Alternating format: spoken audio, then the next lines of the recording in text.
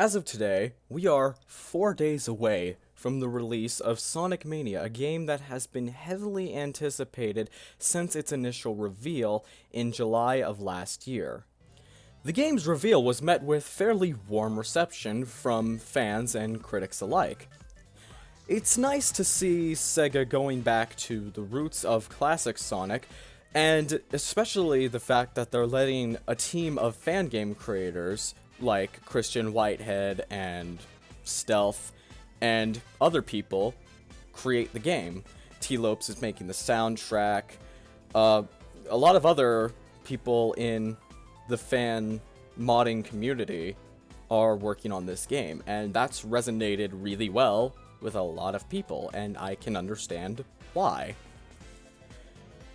Now, I figured, since we're so close to the release of Sonic Mania, I would sit down, play some OG Sonic 1, and discuss my thoughts and opinions on not just Sonic Mania and the further down the road Sonic Forces, but also just my thoughts on the Sonic franchise as a whole.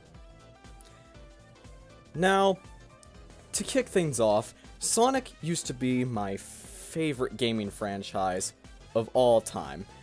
Now, when I was a kid, I was a dumb little kid. Alright, I was a Mario fanboy when I was a kid. All I knew about Sonic when I was a kid was that he was a rival to Mario. So I did not like Sonic for that reason alone. Like I said, I was a dumb little kid. But then, one Christmas, my parents got me Sonic and the Secret Rings, which was my first Sonic game. Weird place to start, right? Surprisingly enough, I actually really liked the game. I really liked Sonic and the Secret Rings, and that was the game that made me go, hey, Sonic's actually pretty cool. A year or two later, Sonic Unleashed was released, and I got the Wii version. Again, a really weird place to start the Sonic series, because the Wii version was not necessarily great. I, again, really loved the game. So, I guess that's, another point for me. Yay. Over the years, I had been, kind of catching up with, Sonic. In my youth, I had caught up with kind of the history of Sonic and his past titles, his past blunders and things like that. One of my friends for my birthday got me a plug-in-and-play Sega Genesis recreation system that had the original Sonic the Hedgehog on it, which you see me playing right now. Now, I played that game a lot. Like, a lot. I would bring that little Sega Genesis recreation system on car trips with me because our car, actually we still have it, it has like a little TV in it. And we could hook it up to that TV. We could plug it into an outlet that was in, or is in the car. Like I said, we still have it. But, and I would play Sonic 1 on road trips all the time. And I just really loved that game.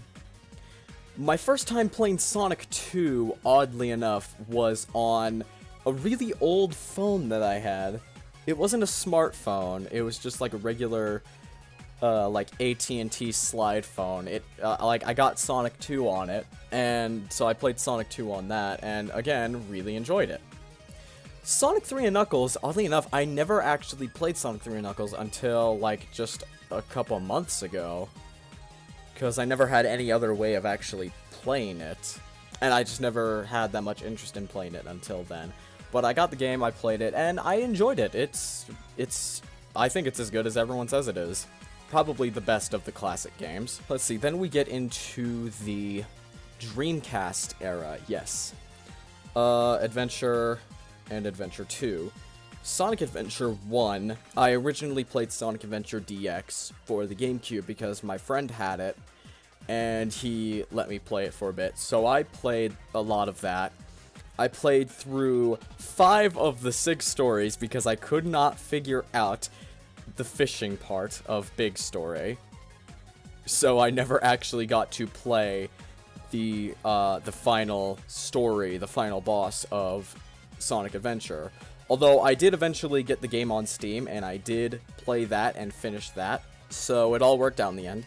Sonic Adventure 2 I didn't get until a couple years later, when I was visiting some cousins in Washington, and I found a garage sale.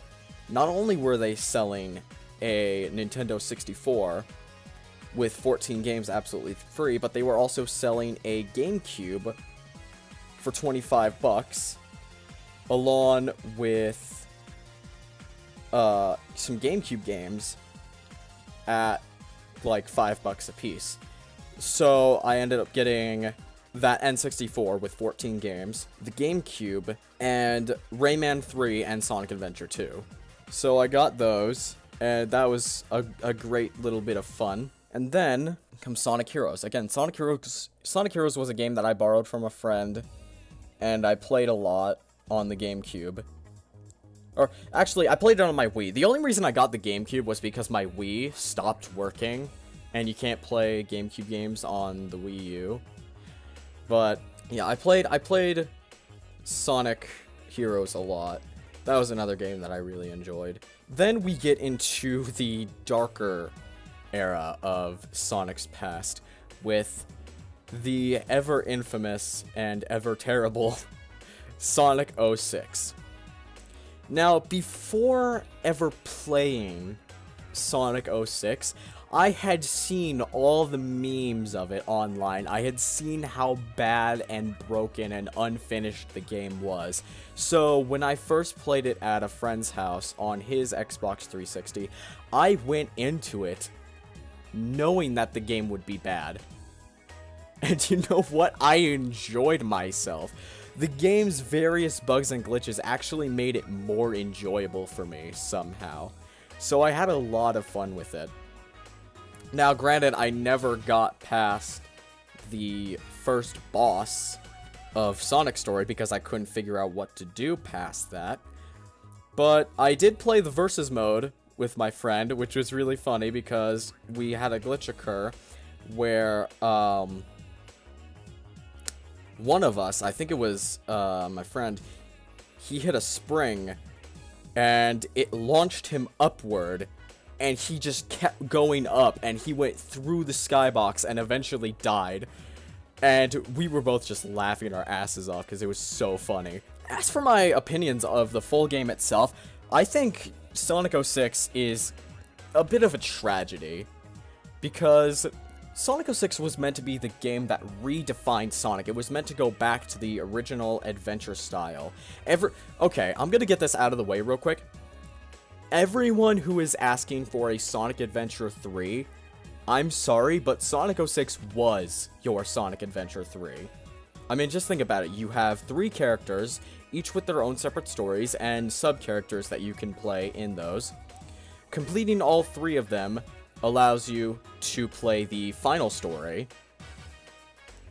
You know, you have 3D hub worlds. You have basically just everything in the adventure formula, just all done entirely wrong. That being said, I feel really bad for Sonic Team, because with everything that happened with, you know, the, like, lead kind of developer for the game leaving Sega halfway through, and with them having to be forced to rush the game because Sega signed a contract with Microsoft saying that the game would be done by holiday 2016, not 2016, 2006. The game would be done by 2006. They were forced to rush the game, and they were forced to release an unfinished product. So I feel really bad for them in that sense, because it wasn't necessarily their fault. It was more just bad situations that kept happening, and especially with that contract that Sega had signed with Microsoft that basically screwed them over in the end. And it sucks that Sonic 06 was as bad as it was, because I think that if they had taken the time, if they had not signed that contract with Microsoft to have it done by holiday 2006, I think if they had taken the time to iron out all the bugs and polish it a bit more, I think it could have been a genuinely great game. Because as much as people like to shit on the game and its story, I think Sonic 06 had a fairly good story. Yes, it was kind of confusing and complicated at points, but I think it was fairly well written, especially in the case of Silver and Mephiles. Silver and Mephiles are two of my favorite characters in the Sonic series, and it sucks that their debut was Sonic 06. Because ever since then, they have not been used. Mephiles has not been seen in a Sonic game since then. Silver has only been seen as, you know, various cameos. So it sucks that we really haven't seen them since then, because Silver is probably my favorite character in the Sonic series. Not only because he has the most badass theme song of any Sonic character, that being Dreams of an Absolution, but because he's really just an interesting character. Mephiles, on the other hand, I think is one of, if not the best villains that the Sonic series has ever seen.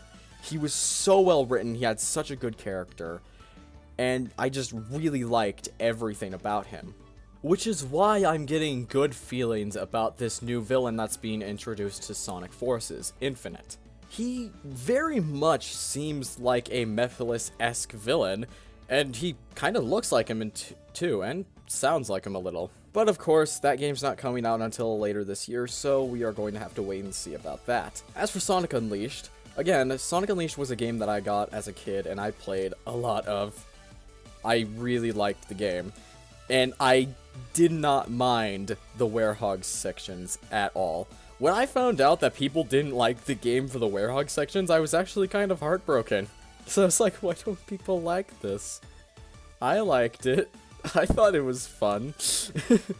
But, again, dumb little child. I'm not saying that the Werehog levels were bad at all. I'm just saying I understand why people didn't like it very much. It was a very weird change in pace for the Sonic series, especially considering that it took up like 75% of the game, when the daytime stages that everyone really liked were only about 20%. Anyways, the next game after that was Sonic Colors. I got Sonic Colors for Christmas one year, because I had asked for it and I really wanted it.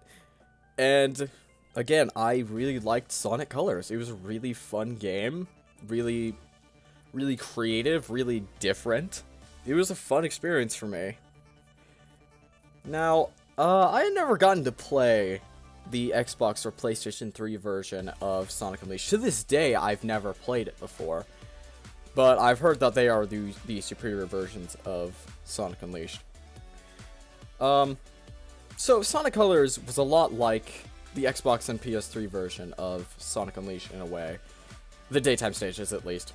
There was a lot less boost. You had to be a lot more careful with when and how you use the boost because you did not get as much.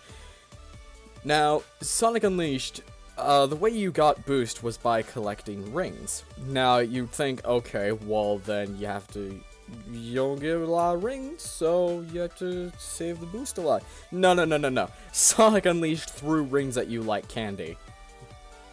So you practically never ran out of boost, especially if you were playing the game right. Now, after Sonic Colors was Sonic Generations. Now, Sonic Generations was a game that I was looking forward to, even though I didn't have a system that would be able to play the game at the time. The only system I had was a Wii, and any computer I had was not powerful enough to run Sonic Generations. So again, that was not a game that I got until sometime last year. Again, I really liked Sonic Generations. I really liked the idea of it, and I really liked the gameplay of Modern Sonic. Classic Sonic was pretty fun too, except Planet Wisp sucked. Planet Wisp was terrible. Especially the Modern Sonic stage. I hated Planet Wisp in Sonic Generations. I kind of wish they had gone with something like Starlight Carnival. But that's just me. I know a lot of people didn't like Planet Wisp that much in Generations. But other than that, Sonic Generations was great. After that was Sonic Lost World for the Wii U, and 2 years later, the PC. Sonic Lost World was a game that I'd been looking forward to for a bit. I played the demo of it on the Wii U, which was basically just the first level, and it was one of those demos where you could only open it up a certain amount of times before it wouldn't let you open it anymore, and you had to go and buy the full game. I never actually did get the full game until around the same time that I got Sonic Generations last year, when I got it on PC. I played through Sonic Lost World, and my excitement for it kind of dwindled a bit. Sonic Lost World was not my favorite Sonic game. It wasn't that great. It wasn't terrible by any means. It didn't feel right to me. The gameplay was kind of weird. The controls were a little janky. Momentum did not exist in Sonic Lost World. There was no such thing as momentum in Sonic Lost World. It was really weird to play a Sonic game that had no sense of momentum, but then again, I never played Sonic 4, so I guess I don't have much experience in the way of that either. The story was kind of weak, and the villains were, how should I put this, the worst in the Sonic series. I'm just gonna say that. The Deadly Six were probably the blandest, most generic villains I've ever seen in a Sonic game. What do you have? You got crazy guy, fat guy, emo, girl. I wish that they had written these characters better. They just were not written that well to me. So, I went on Google to look for a picture of Xena used in my video. And, you scroll down a little, and you find Bowser Jr.? What? They were extremely generic, really boring, and they're so unrememberable. I completely forgot all of their names except for two of them, Zavok and Zaz. In fact, let me go on Google and look up their names right now so I can actually know them.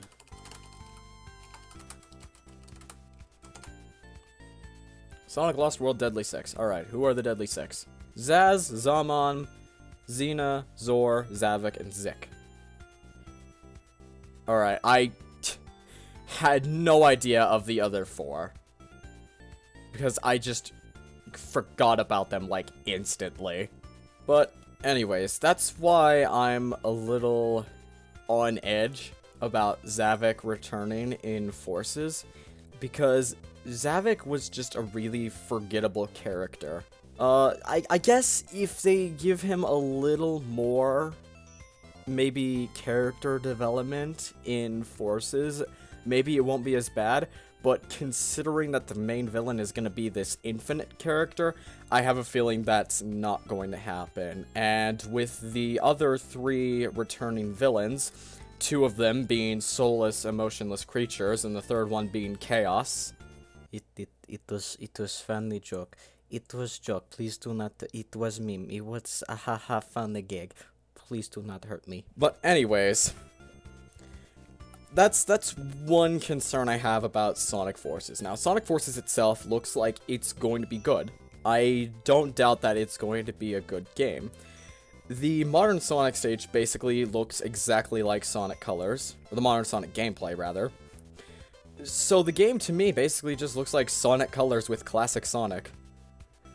As much as they say that it's not Generations 2, it really looks like Generations 2. As for Sonic Mania, I originally heard of Sonic Mania when it was first revealed last year. At the time, I wasn't very interested in it, but as more and more news started to come out earlier this year, I started getting a little more excited. That's when the pre-order trailer was dropped, with the animation by Tyson Hess and the music by Hyper Potions, which the song is called Time Trials, by the way. Please go buy it on iTunes, it's a really good song. But I watched that trailer, and I was like, okay, that's it. I'm pre-ordering this game right now, so I went on Steam and pre-ordered the game. So, I'm really excited to play Sonic Mania. Like, the more I see of it and the more I hear the game's soundtrack, just the more excited I get for the game. I genuinely think that Sonic Mania is going to be a really great game. Oh, I almost forgot to mention the music in the Sonic series. The Sonic series is known for having insanely good music. Even if it's the corniest, cheesiest thing you have ever heard, Crush 40, I'm looking at you, it's still really good music. I have the Crush 40, like the full Crush 40 Supersonic Songs album, and that album is just my childhood. That was the music that I listened to as a kid. And every Sonic game since Sonic Adventure has just had really good music. Alright, now that I'm going back and listening to that out loud, it sounds really dumb what I just said there, so let me rephrase that. When I say that Sonic games since Sonic Adventure have had good music, I mean in the sense of Crush 40 and the traditional butt rock that Sonic games like to, you know, flaunter about. The classic Sonic games had good music. I did not mean that those games did not have good music. I solely meant Adventure onwards with the Crush 40 style music. So, sorry. I just wanted to clarify that so that I didn't have people yelling at me in the comments. Thank you, and good night. Lost World, the music was a little forgettable. Rise of Lyric, the music was really forgettable. Boom, Rise of Lyric, in general, was just an awful game. Although that one was a little tragic too, because they were really ambitious with the game's design. The game was running on CryEngine 3, which is an extremely, like, high-quality game engine. And they could have done so much with that, but then Sega's like, hey, guess what? We just signed this deal with Nintendo, now this game is gonna be a Wii U exclusive, and guess what? The Wii U has an extremely hard time running CryEngine, so not only did they have to downgrade the graphics and everything else, but they also had to remove a lot of planned features, and again, they were rushed to complete it. So Sonic Boom was another tragic story in just a long list of tragic Sonic games. And the thing is, most of this is because of Sega. Because Sega likes to sign stupid deals that just screw over Sonic Team or any other company developing a game, a Sonic game. But, anyways, those are my thoughts and opinions on the current state of the Sonic franchise. I'm no Sonic fanboy. I'm not afraid to admit that Sonic Team has messed up, Sega has messed up, Sonic has had a lot of missteps, but I am cautiously optimistic of Sonic's future for Sonic Forces, and I'm really excited to play Sonic Mania, and I cannot wait to stream it for you all. I'm probably going to be doing that over on Twitch. But, yeah, I will see you all when the game comes out on the 15th. Oh, motherfucker.